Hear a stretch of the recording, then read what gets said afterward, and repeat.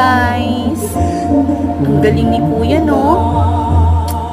Alam nyo ba na sa umpisa pa lang ay hindi ko siya ni-record. Pero habang tumatagal, parang na-excite na rin akong i-record siya. Kasi habang tumatagal, gumaganda yung performance niya.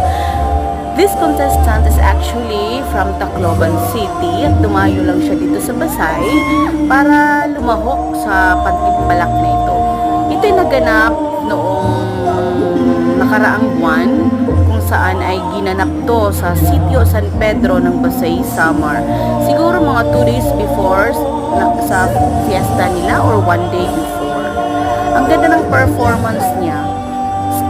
Actually, pangalawa siya sa mga nagustuhan ko sa mga contestant. Hindi ako kabilang sa mga judges. Isa lang ako sa mga nanood nitong gabi ito. At nanalo siya. Isa siya sa mga nanalo.